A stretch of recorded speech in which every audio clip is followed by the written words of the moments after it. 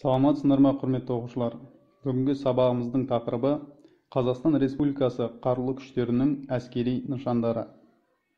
Бүгінгі сабағымыздың мақсаттары: білімділік мақсаты әскери қызметтің маңызы мен рөлі туралы дұрыс түсіндіру, білдіру, меңгерту. Тәрбиелік мақсаты елін, жерін сүюге, саналы түрде отанын қорғауға дайын болуды, Қазақстан Республикасы қарулы күштеріне деген құрмет сезімді батылдыққа және бастамшылыққа тәрбиелеу.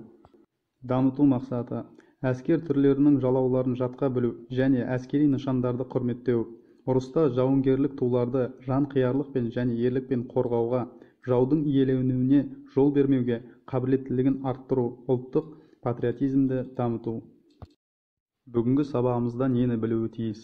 Әскери қызметтің маңызы мен рөлі туралы дұрыс түсінік алу, өз еліңді қорғаудың маңыздылығы мен қажеттілігін түсіну, отан алдындағы қасиетті борышыңды орындау үшін жеке дайындық деңгейіне баға беру.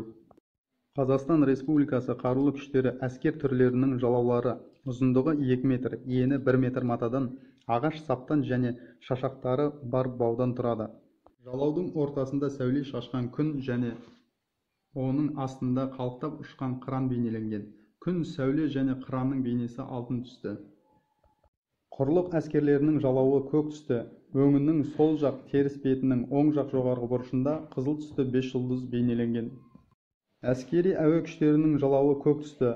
Симметриялы түрде жоғары бөлігінде ақ түсті күн сәулесі түсірілген. Мата өңінің сол жақ теріс бетінің оң жақ жоғарғы бұрышында қызыл түсті 5 жұлдыз бейнеленген. Әскери теңіз күштерінің жалауы көлденеңінен симметриялы түрде ақ және көк түсті матадан жасалған. Өңінің сол жақ теріс бетінің оң жақ жоғарғы бұрышында қызыл түсті 5 жұлдыз бен ағаш көк түсті зәкір бейнеленген. Назар қойып тыңдағандарыңызға рахмет. Сау саламатта болыңыздар.